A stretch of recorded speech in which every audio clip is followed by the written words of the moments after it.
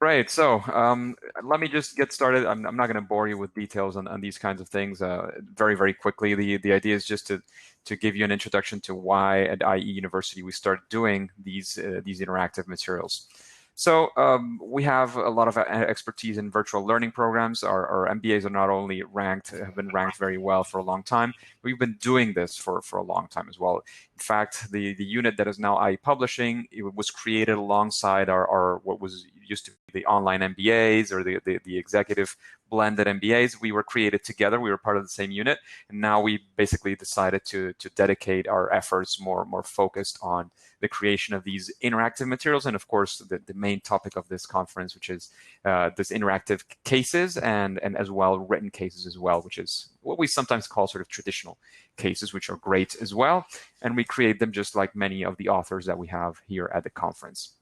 In general, we do have a pretty unique approach to virtual learning, and that's probably one of the reasons why we have been recognized as well. We have technologies which are we're not focused on the technology. We're using technology to enable the learning that we have.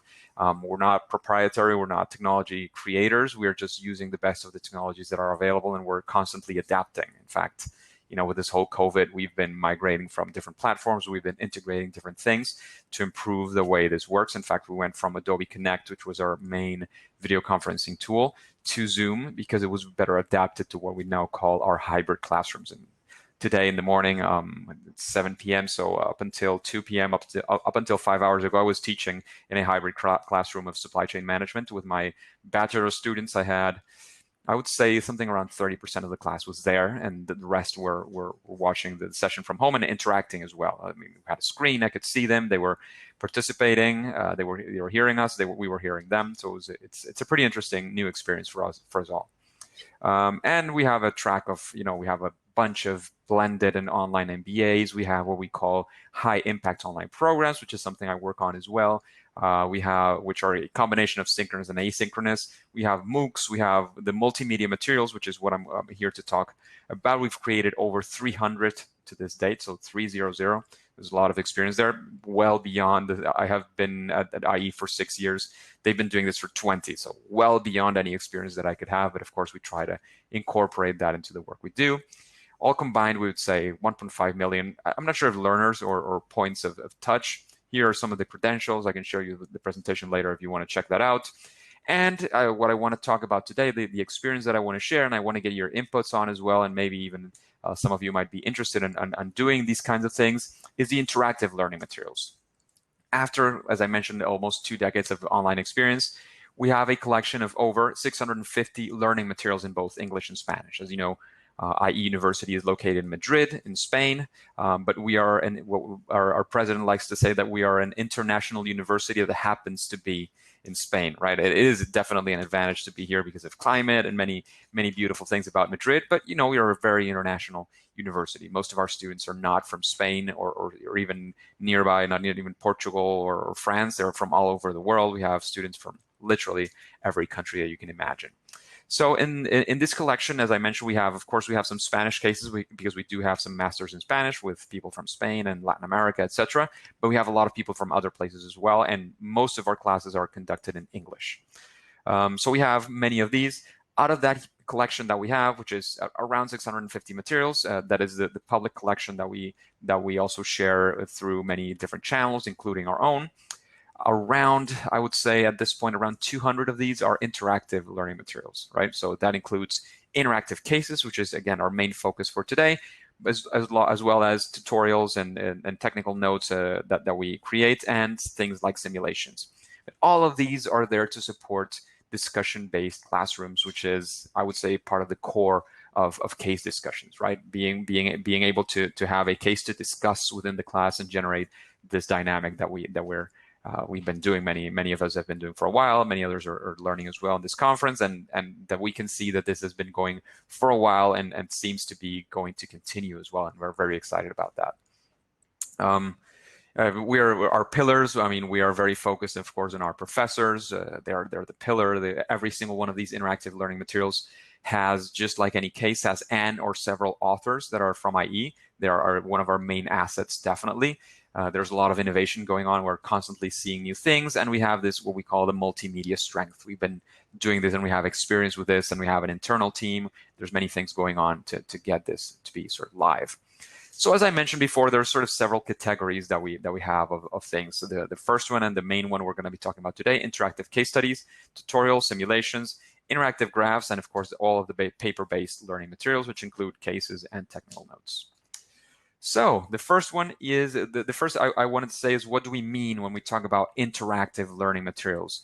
The idea is to support, of course, the latest trends in not only technology, but especially in learning, and allowing the students to be able to assimilate all this knowledge, all of this understanding from the topics that we're here to discuss with them, all of the theories before or during the class session, just like with the case methodology. In fact, some of our interactive learning materials are cases, are interactive cases.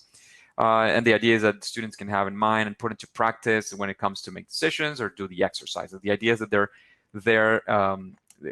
it's very important for them to receive the information, but we also like, and that's something that sort of changes with this model, is for them to also be interacting with the information and doing something about it. That, that typical decision point that we have in all of our cases, we get them to take some action with the case itself, the interactive material itself, and give them some feedback. Again, sometimes it is about being right or wrong, or sometimes it's just about the consequences. So that is what when we sort of get into this world of multimedia and interactive learning materials at IE, this is what we're talking about. Okay, it's about not only pushing the content in a different medium, in a multimedia manner. It's also about getting feedback from what the learner is doing, and the learner getting feedback, and that's sort of going back and forth. There's many things that could be getting done in that sense. So why have we been doing this, and why do we think it's a very good idea? And our experience has said that it is a good idea, that because that element, and again, I come from a class today. I taught the same class 3 times because we had to divide our sections, and I had 2 separate sections. So it is typical, and this is something that happens and that I'm sure you can relate to, when we assign a case or a reading or any material to some students. Some of them will read it and analyze and think about it. Some of them will maybe just read a part, and some of them will not even read them, right?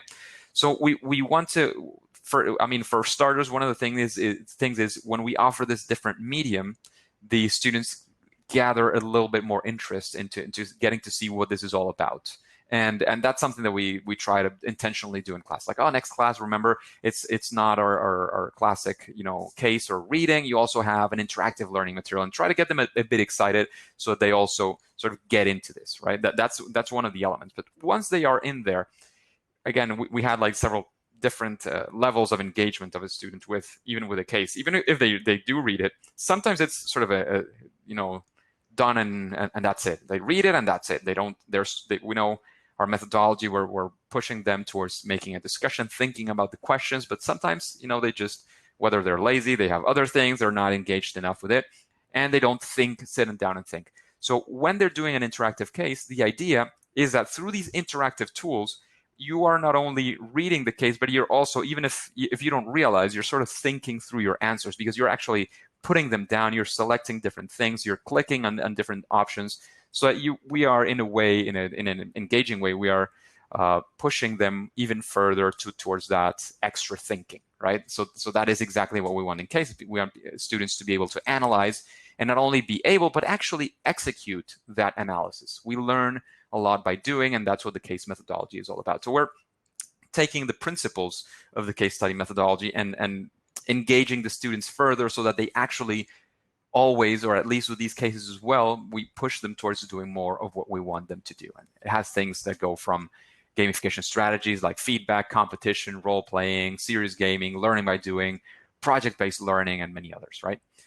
These types of materials, again, we've been working on these things for a while, and the way that we do them and that we offer them as well to both our internal audience and other business schools and universities around the world is that these are accessed 100% online. So what you do is our professors or professors outside of IE select this material, assign it to students, and what students will see is a link. So you basically click in there, and you'll be having access to one of these materials, all right? And these are used. It used to be. It started when it started off. It was like, oh yeah, we're doing these online classes. Why not digitalize our physical materials, right? That's the first thing that comes to mind. But then if you're already digitalized, why not have other mediums or multimedia, videos, and these things? And once you're there, you say, well, if it's a web pages not only have content to sort of push, you can also pull as well information from the student. And that's where we started the whole interactive, and we've had a lot of success. So again, it started with online and blended, but now we're using and we're creating for both worlds. So face-to-face, blended, and online. Okay. Okay, so just I want to run you quickly through some examples, if time allows, and the connection as well. I would like to run you, like, get into one of these materials so you actually see it yourself and see what I'm talking about. But I'm going to very quickly talk to you through a couple of examples of these cases. So the first one is Ikea, a brand that we all know. This case, the idea is that you literally, this blue thing that you have at the top right, that's sort of the when you enter into the case, that's what you see, right? You see sort of a screen with Ikea, that screen in the middle that you see there, you click on it and you get a video, an introductory video from the author or one of our professors. Then you start going down and you navigate a store. Actually, I mean, what time is it? I think we're very well on time. Yeah, only invested 10 minutes. Let me go back into the streaming. You can see my browser right now, right? Let me see. Yeah, you can see my browser, Connor, right? Yeah, cool. All right, so very quickly, I'm going to log in and I'm going to show you, for example, that that learning material that I was talking about before. Right now in Spanish, but I can also see it in English. So very quickly, I'm going to look here and I'm going to look for this case of Ikea, right? So for example, I click here on Ikea. We have several cases of Ikea, but this one in particular.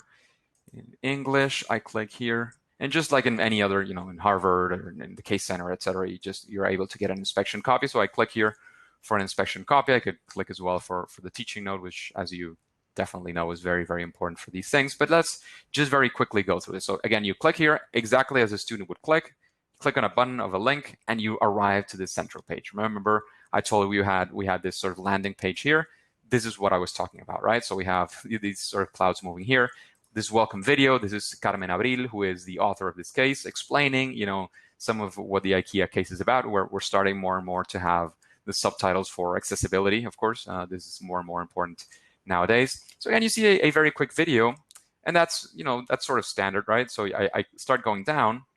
We see some more of the information, and I see, oh, this is the IKEA store, the entrance, entradas, because it's an IKEA store in Spain.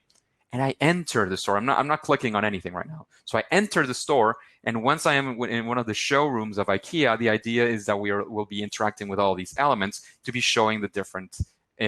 Initially, we start by showing information, and then start doing the exercise. So I click here, for example, and I see, oh, what's IKEA?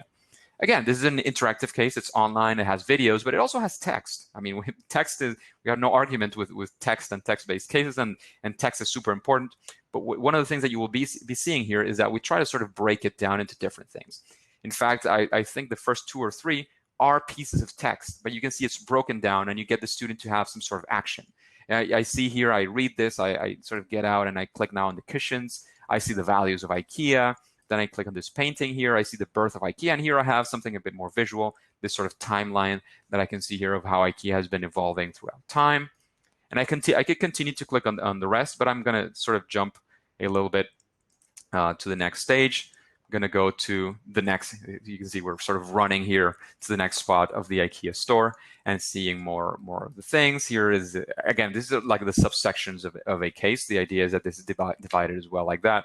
We see an example of an IKEA segmentation model. We see the segmentation. This is a marketing case, by the way, in case it was not very clear. We see the segmentation analysis here. We see high spend, low share, high share. We see all of these things. We could go back as well and see the rest of the interactive thing. We start, one of the things that this is all about IKEA and the global consumer. And we click here, and we're having some of our, as I mentioned before, we're a very international school, and we had interviews with real students who come from, this one, for example, comes from the US. So the idea is that she will be saying, what is the experience of IKEA in the US? We will be, of course, then contrasting that with the experience in Spain, but the same thing happens. We also do it with Germany, Russia, and China in this particular case. So the idea is that we will be comparing these different things. And why?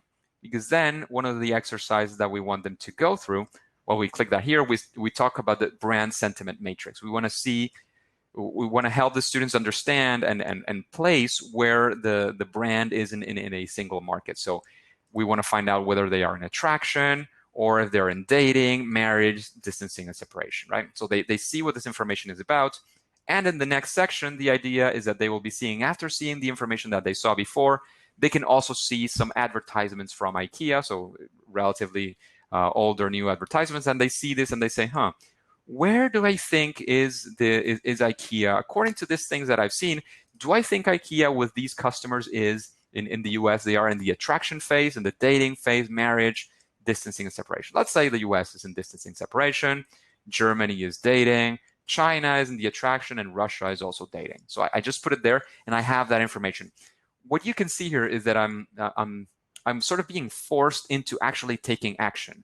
When I do this here, sometimes the professor does get the feedback of what they are actually doing in each of these, sometimes not. But whether they know this or not, the important thing is that they are sort of more careful of when they do these things, because they feel that they're committing to something. So when they put Germany here in dating, they thought of a reason. Again, whether that reason is the best one or not so good, that is a completely different discussion, but at least they thought about it, right? So I could go back and continue. I could go on to the next stage, and we start here sort of drilling down as well into IKEA Spain, because one of the things that happened is that they were making some important changes in IKEA Spain, and we're seeing how the global tendencies and everything that is global about IKEA is being then translated into a specific market, like the market in Spain, right? So here we have as well, this is the brand sentiment matrix as well, specifically for Spain, but the idea is that we will see different commercials of the same market, the market in Spain, and we will assign each of these advertisements to a different stage of the relationship of the consumer, right? And that's where they will be seeing like, oh, well, since they are in this stage, maybe they have to be thinking of sort of the next thing to do, because that's something that we saw before in the global market. So IKEA Iberica, which is the local sort of brand of IKEA, you're seeing more information about the size market and the development. You're seeing how the customer awareness and the top of mind is going for IKEA. The idea is that you have all of this information available to be able to start making decisions on that. We have an interview with Vicky Nieto, who is the director of corporate development of McCann Erickson, which is the advertisement company that was working for IKEA and that helped them do this transformation that the case is exploring. So again, the idea is that people will be executing all of these actions in a case like IKEA, right? Very quickly, I just wanted to run you through that first example. I think I'm running a bit out of time. Connor, how is time looking for me? We agreed on. I can't hear you right now. You're on mute. About 10 minutes. There's a couple of questions for you in the chat. Oh, let me look at that. Sure.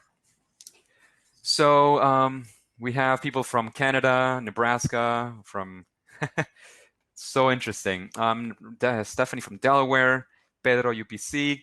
With such interactive cases like that of IKEA, who is the team behind it besides the case authors? Do you think with photographers and video editors? Would you work directly with the retailer? This depends very much, right? So if we work, and I'm starting with the working with the retailer. More often than what we aim for, as with most cases, is to have sort of inside information. So when we want to have inside information, we need to talk to, in this case, IKEA, right? So we do aim to be working, as in any written case as well. We try to be as close to the actual brand and have as much inside information as we can. Sometimes, in some cases, do not have that. We have a case about PlayStation.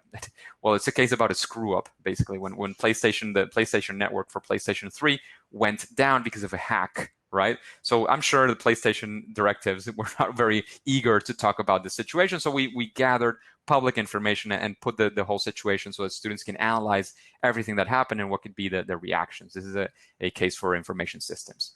So that is the first part. Then as far as our team is quite complete. We have anything from instructional designers, project managers, developers. We even sometimes hire external developers, designers, audio visuals, visual designers, instructional designers. So there's a full team of people doing this. What do I want to say? Well, of course, we have a lot of experience and we've gone down this path for quite a long while. it is a path that many business schools are interested in going through, and I'm happy to have more and more people getting into this space, because that grows the variety of things that can be offered in this market, and it's something I'm very excited about. I'm very passionate, as you probably have noticed by now, right? And so I'm very excited, and that's something that could be there. But like, the first message is, like, look at what things that are available, either through us, through, I don't know, Harvard Business Publishing, the Case Center, anywhere you want to look. And if there's something that you're missing that could be available there, a topic that is not covered, that's where maybe you want to see and make a test, a first effort of seeing what that could look like for you. And if you want to have a quick chat, I'm pretty open to doing that at some point, sort of post-conference as well, and to quickly chat about that. I cannot sort of give you all of the inside secrets of IE, but we do have many things that we do share. In fact, with EFMD, the accreditor, I even have a workshop on how to introduce elements of gamification to the class. So, I mean, there's many ways in which we could take this further. How common is it for the instructors teaching the IKEA case to provide intermittent cues feedback to students? So this is an interesting question, because it also introduces the topic of whether you do this within the class or before the class, right? So typically a case, we send it as a homework, unless it's super, super short, and they have to read it before. This could be the case of an interactive case. You could send it home so that they do this interaction by themselves and then come to class to discuss it. Some cases are very lenient towards being, because they're also very short, some of these interactive cases, and they can be discussed directly with the students in the classroom, right? So you can just be there, and these cases are supposed for the student to be 30 minutes. Maybe in 45 minutes to 60 minutes, you could go through it together with a student. But that's going to depend very much on the case. So yes, of course, you can be doing cues and feedback. We have another modality, which is not cases, specifically the case study methodology, which are the simulations. And the simulations is always, when it's, for example, turns. So after every turn, the professor or the facilitator might give some feedback, or towards the end, we also have sort of a debriefing session as well, which is very, very important. But it is sort of a back and forth, and it depends very much. This information, and this is something very important, not only for written cases, but for any type of cases that, like in multimedia cases, these are recommendations, of course, should be detailed in the teaching note about how you could possibly have these different things. How can we create these interactions for our cases? Well, that's the million-dollar question, right? So there's many different things that could be done. There's tools out there. In our cases, we make our own development. So we develop a sort of a fresh, and just very quickly, I'll go through a very, very quick another example, just so that you see that it's not like you see a case and you say, well, this is a case from IE, unless you see the logo, right? Because every single one is designed visually different. This one was very located for the IKEA brand, but we have another one, for example, for Heinz. So it's a lot more of red. It's a financial case, so the setting is quite different. You download Excel files with which you interact as well. So it's very, very different, and it's very custom made. We like to see ourselves as more sort of a custom-made tailor than, sort of a factory of software and of cases. In that sense, that's sort of what we tend to. The development of these cases, the IE University funds them. One of the ways that IE has been seeing maybe, I don't know if a return or sort of getting a little bit back in that sense, is that we're also distributing these cases. And of course, just like any other case that has it comes with a price, and we do sell our licenses for this to be used in classes. Collaboration opportunities, absolutely. Many of our interactive cases have been developed with, the thing is that we always have a IE professor involved. If there is a collaboration with professors who are not from IE with one of our professors, we're always happy to do that. Having said that, of course, when we started, we were sort of running behind professors to convince them to work with us, right? After all this time and this experience, now we're getting sort of proposals constantly, and we have to say yes to some, later to others, and sometimes we even have to say no, like this is not necessarily the best opportunity to invest the limited resources that we always have. Do you see a need for links and other multimedia in any written cases satisfy students who live in an online world today? Well, this is a very passionate topic for me, so I would always argue that the more interaction, the more links, the more different types of information that we can provide is always something that is positive. Whether we put it in a written case, whether we are able to produce something like this, or something like what Conor is going to be sharing up next as well, I think that this is something that can always help us improve. It doesn't mean that written cases don't have a place. I do think they are fundamental. They're central, and that variety is what I would argue is very important to students. Will you share those resources with us? In fact, I'm going to type the address right here so you can have access to this. If you go in there, you register. It's absolutely for free, just like as with any of these sites. You can have access to the inspection copies, to the teaching notes that costs absolutely nothing. So you can review, see, gather inspiration, or even if you're very inspired, even use one of these or several of these in your classes. All we're asking, just like in these things, is that you register as a professor. It is only a sort of a professor-based page, because this is for professors to decide what they want to use there. So we will ask you for a link that sort of proves that you are a professor. If you don't have such a link, just click register. We will email you back so that you can send us something that is scanned or something like that. But well, that's basically I think my time is like 3 minutes. So do this kind of case is expensive to the university? Yes and no. I mean, think that, for example, in the price range that we are, a typical case for us is around €3. Again, this is a standard rate for a written case, right? So we introduce written cases all the time. An interactive case that could even be lasting for more than a session sometimes, or you could have just maybe one in your whole syllabus, would be around €8 per license. So the difference, yes, it's a bit more than double, but it's not like it would be a crazy investment for having one of these interactive cases or technical notes or simulations in a class. It's not crazy, and even if you want, some universities also decide that it's the students who purchase these licenses. This is also possible, Pedro. I don't know if there is any more questions. Let me just very quickly, in this minute that I have left, show you Big Bang Box, an app you can't refuse. Here it is. Just for you to see that the variety is absolute. So the other one was, a pretty sober case. It's about Ikea, a very serious global brand. This one is about a company that makes apps and that they make edutainment. So it's sort of gamified as well. And what we did is that we were presenting this through a comic. Okay. So again, you can see this is a lot more quirky. You can see these characters here. You can see sort of because it's about the topic is called Mafia Business School. So it's all inspired in the mafia. You can see some smoke coming up. You can see the authors here. And the idea is that the story itself is recounted through a comic. The comic is also interactive, so I could play some videos here. We have, this one is one of the founders talking here and explaining some things. We could sort of go to the next page, see other things. And if I go to the end, I would even be able to have access to these decisions, which is basically a simulator where you decide whether the student is there. Well, here we explain how it works. And you have to input the price of the app, whether you want a different, the idea here is to discuss business models for app development. So if you want to do paid download, freemium apps, or freemium advertising, we summarize it very much, and we limit the decisions they have. So they see a few possibilities, and then they come to class and see we want to see what their thought process was. And what the basic objective here is to highlight the importance of basically thinking about these decisions and analyzing whatever the method you're using is. So I wanted to show that one just so you can see that the variety is very, very broad. I'm not sharing my screen anymore, and I want to respect Conor's time as well. I'll be answering anything else if you want on the chat as well, but it's time for me to leave. Thanks, Roberto. That's great.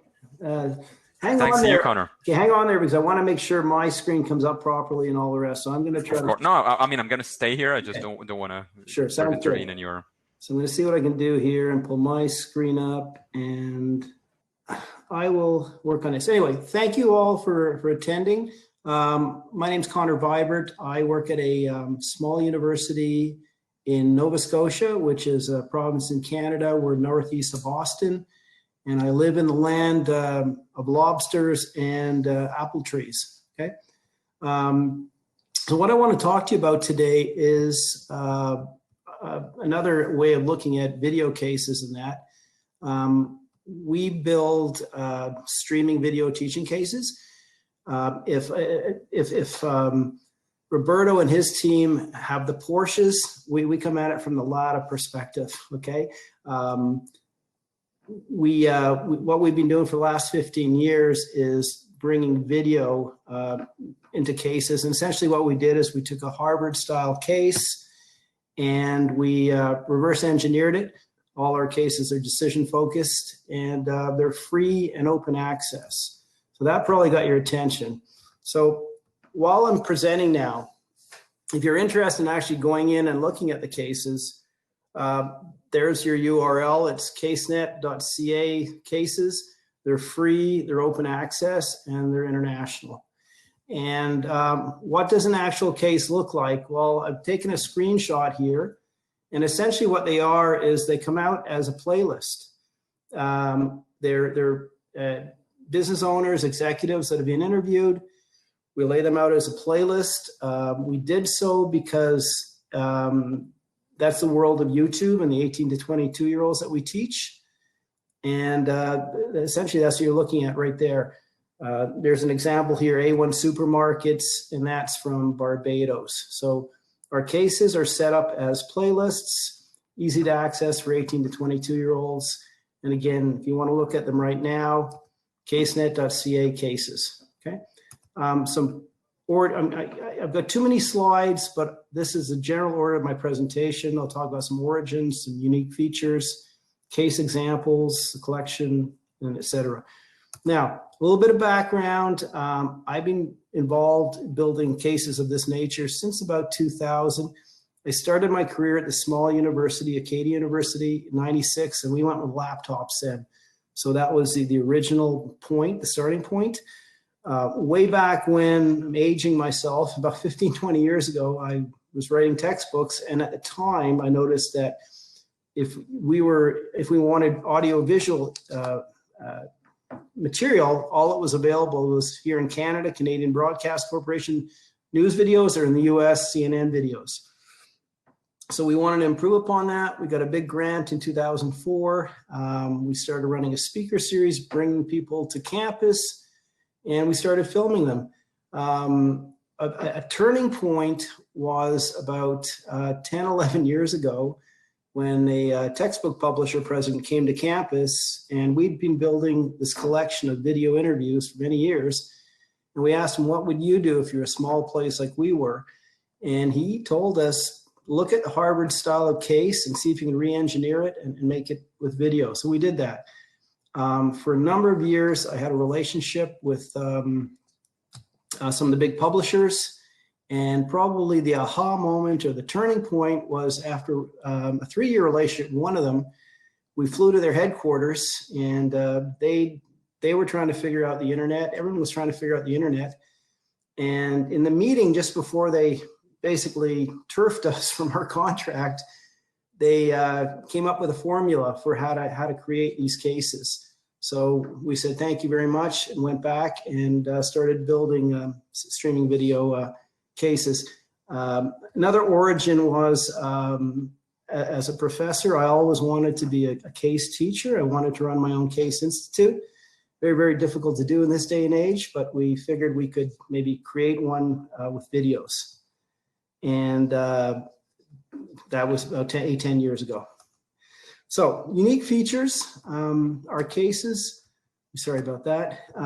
They're cases essentially about 20 video clips.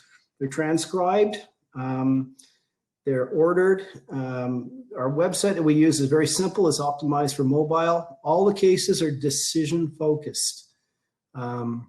Standard issue, cause, background, alternative solution. We interview the owners and the entrepreneurs and the managers, so the cases are all their own ideas. They're not self-contained. Students need to gather evidence. They need to go online, but they're real companies. Again, as I said, we've organized them as playlists. The way we do it is very inexpensive to create, so we're actually able to build more than one case at the same time. Free open access. We'd love to collaborate with anyone that's interested. And in some cases, we have teacher notes and tables that are attached to the case. Some of the interesting examples we built, Iceland Air, when they had their volcanic eruption a few years ago and Europe shut down. Mkono's Cocktail Bar, which is just outside of South Africa, and it's a family-run bar. We looked at RBC, Royal Bank of Canada, in Japan after how they dealt with the financial crisis. Packet One Networks, which was a company delivering home internet, and how they were competing in Malaysia. a company called The Rounds, which is websites for doctors to collaborate. We did some filming in Barbados, and what a small video operation, how they dealt with employees behaving badly. There's another one here from where I live, Fisherman's Premium Lobster, where you had a young, very dynamic female who basically organized hundreds of male fishermen. Sort of the case is all about some of her exploits that way. And another one is Oryx Geoscience, which is a change in the mining services firm. So just before I go, I'm going to see if there's any questions here. Oh, sure. Okay, let me just answer a question too while I go on. Can you expand on how much you expect students to gather evidence on their own and how you guide them to do this? When I do the cases, when we build a case, we've got 16 background questions, typically about the person, the company, the industry, and that. All these companies are real, so they all have websites.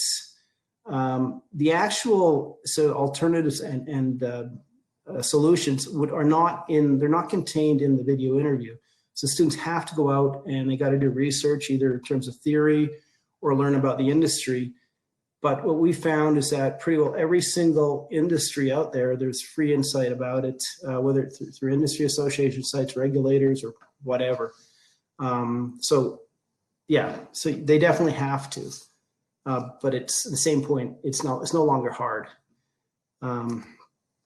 Okay, let me just get back. Okay, so what's a case? Well, basically it's 20 transcribed MP4 video clips. So they're set up, there's an issue clip, a cause clip, 16 background clips, and then the options and solution. So the options, of course, are 3 or 4 alternatives. And in terms of the solution clip, the owner or business executive talks about which alternative he or she chose, why, and then why not the other ones. So it's essentially 20 clips. And we have a formula we run.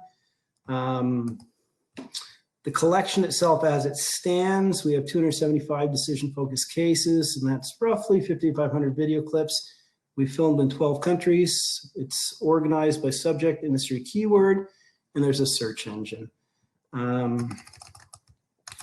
This is what, if you go into the website, casenet.ca cases, this is what our search matrix looks like.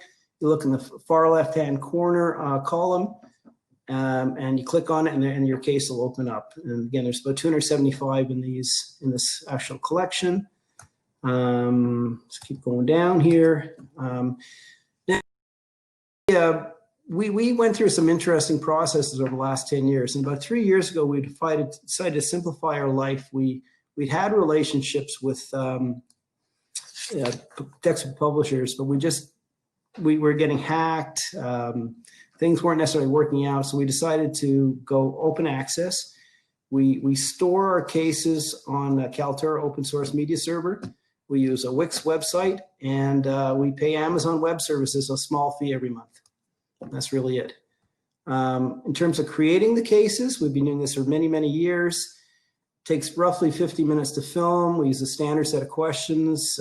When I'm reaching out to people, it's a standard email pitch with our website, and I make a phone call. We borrow and leverage university resources, and we always keep it simple as possible and focus on cost minimization. We have a standard release form we've been using. It's got words like universe and perpetuity in it, but people sign it. Shoulders up filming, and we use either a boardroom or a studio. We do that for audio purposes and just to not get into any problems with potential sponsors or whatever. Okay. Any other questions right now? I'll keep going. An important part of this is to provide evidence that what we're doing works, and we have a number of empirical papers we published over the years demonstrating that it's effective. Journal in International Business Education, Education Information Technologies, Journal of Education for Business, and on and on. Let's go down here a bit more. What else have I got? How do we promote the cases? Well, again, it's free open access. we use LinkedIn sites. We have some cases up for free on Alexander Street Press. Actually, not for free, a few of them up there, but we're typically using LinkedIn and social media, just pushing it out that way, and direct emails to professors, and trying it that way. In the past, we've had relationships with Pearson, like that. We've had relationships with Wiley. What else is there here? There's currently, if you go on Alexander Street Press, we've got a few up there. What else? Yeah, there's how we're promoting it. And prior to COVID, we were actually doing pretty well in terms of numbers. We were up to about 1,400 users a month. That was January, February. Then things changed, but this fall we're back at it again, and we're seeing some good results. What else have I got here? Okay, so let me see if there's any more questions. Okay, so here's some questions. So from Anne, how do you identify organizations, protagonists, dilemmas, etc.? It's completely opportunistic, okay? So if I hear of an interesting case, I'll reach out. Depending on the budget, sometimes we can travel to the location, other times we can't. Usually it's the business owner and their willingness to talk.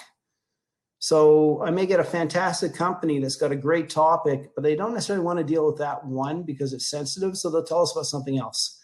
So yeah, opportunism is probably the best way to put it. And then what we've done over time is we've built a large and a critical mass in different areas like marketing, finance, et cetera, et cetera. Aaron, yeah, well, the poster on the PowerPoints, www.casenet.ca cases.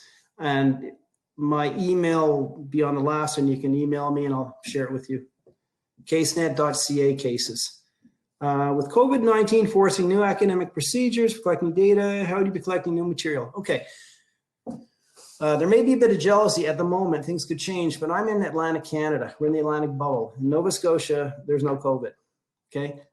We have strict rules at the moment about people coming on campus, but they can come in as guests. We put them in, we film them in their in the chair, and we're in masks and all the rest. So we certainly are not able to film as many as we can, but we're still able to film some.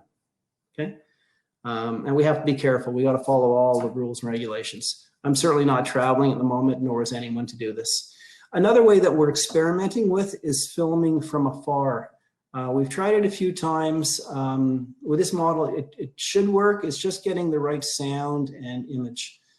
Glenn, did case usage fall off after COVID began? Yes, fell off a lot, April, May, June. But then what I've been doing since August is promoting it again. And once people realize it's free, it's open access, then it's picking up again. Okay. Yeah, that's correct. Roberto, that's the right site. Casenet.ca cases, correct. Okay. So let me just go back to my presentation here. Just some challenges. So when we built these, we didn't create them for professors, and that has been a problem sometimes. It's the 22-year-olds we wrote them for, and or created them. 22-year-olds are very comfortable with playlists. They like YouTube. They're happy with it. Not all professors are. So sometimes it's been a challenge in terms of pickup. One thing we deal with, of course, Roberto just showed you the material at his university. That's fantastic stuff. There's lots of product choice in the market, correct? So that's probably one of the reasons why we ended our relationships with the publishers. But with that said, it's free open access. We use talking heads. Not everyone likes that. Many people want to get away with it. But interestingly, the students actually like it a lot because as much as we as professors are turned off by talking heads, they're turned off by textbooks and text. Challenge has been irregular funding. Operating the system doesn't cost a lot, but really hand to mouth. For about 6 years, we had a really overly complex content management system, and it was a real beast. And we're a small university. We don't have much in the way of human resources to work on this. And we got hacked about 2 or 3 times, and we had to rebuild. And that from that point on, that was really the reason we went with Wix and just simplified everything. And I say virtual organization, no full-time employees. So casenet.ca technically is a company, but really it's just a spin-off of it's part of the university. And we're just doing it really for habit and the love of it at the moment. Okay. In the future, I'm looking to collaborate. So if anyone out there is interested in building content in your own location and sharing it with us, we'll do that.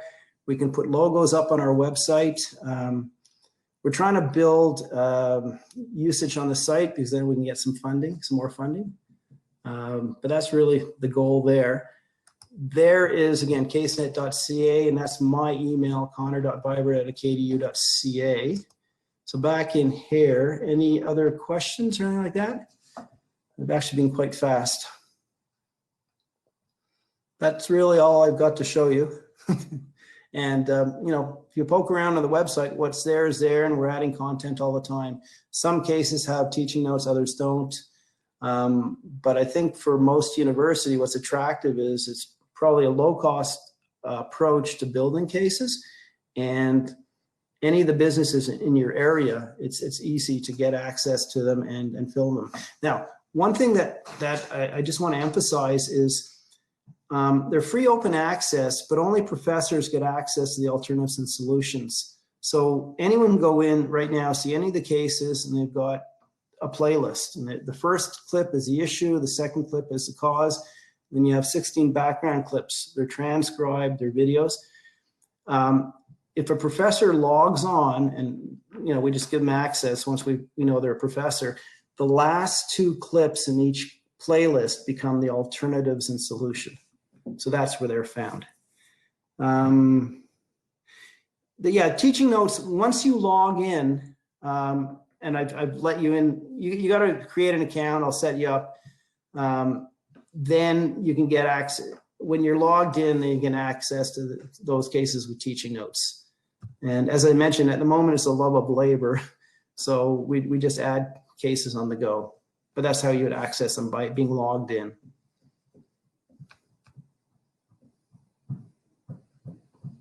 So we're interested in collaborating. If there's any universities out there, right now on the site, it's got CaseNet, it's got a big Acadia logo. There's no reason why there can't be other university logos up there, other business school logos. Yeah. Madby, you asked in terms of my cases here at Acadia, and no, they're all in English. But I think Roberto said IE's cases are Spanish and English. Yeah, we have mostly our Spanish and English. We do have, it was an interesting one. We got a request from a business school, large business school, saying if they could translate it into Russian. So that case is available in Russian. We have a case about Japan. It's interesting enough, a Japanese business school said that they wanted to use it.